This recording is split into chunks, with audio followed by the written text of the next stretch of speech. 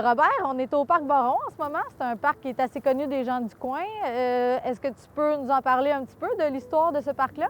C'est drôle, hein, parce que les gens, ils vont toujours parler du parc Baron ou de la rue Baron. Mais dans les faits, là, on devrait dire Barron. C'est à cause de Thomas Barron, qui est un des premiers Écossais à arriver ici à la Chute en 1809.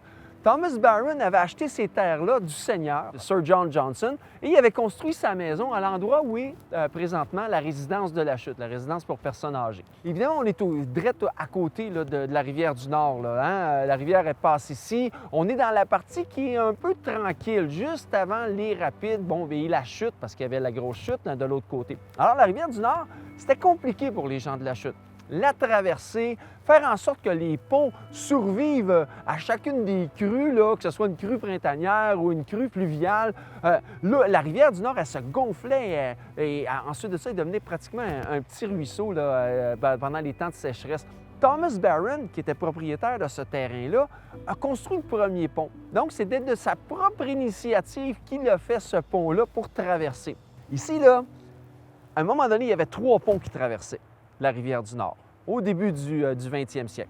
Bon, tu avais le pont Barron, hein, qui est un pont pour piétons et pour les carrioles, puis qui est devenu par la suite un pont pour les automobiles. Tu avais le pont de train.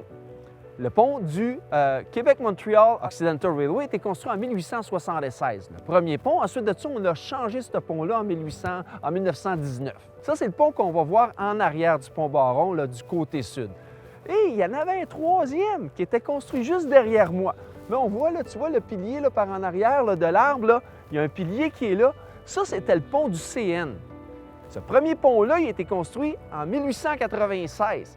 Sauf que le tronçon, il a fermé en 1940. Alors, le pont est resté là. Bon, éventuellement, on a démantelé le pont. Et là, le pilier est resté là. C'est un peu le seul vestige qu'on a de l'existence de ce tracé de chemin de fer-là. Pour mon projet, je vais surtout m'intéresser aux 3 ponts. Je vais essayer de les représenter, puis je le vois qu'ils sont très différents. J'aimerais que tu me parles un peu du mariage de ces architectures-là, les différentes époques, d'où ça vient.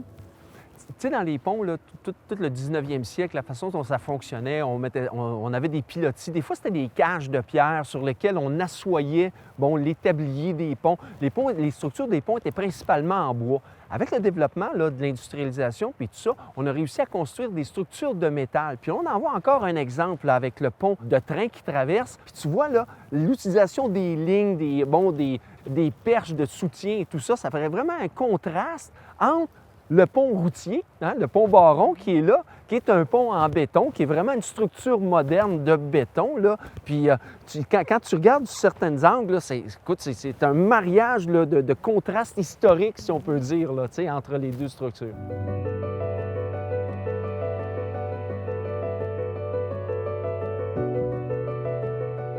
Les 3 ponts, c'est le premier tableau de la série des Fantômes d'Argenteuil que j'ai fait.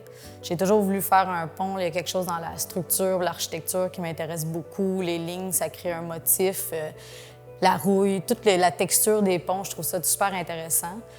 En parlant avec Robert aussi, j'ai réalisé que du parc, on en voyait 3 auparavant. Fait que ça, c'est encore plus intéressant pour moi de les faire.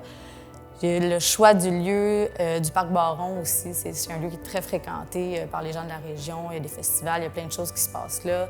Ça fait partie de la mémoire collective. C'est un lieu qu'on aime, qu'on fréquente. Tout le monde connaît le Parc Baron. Donc, dans le cadre du projet, c'était très pertinent de le représenter.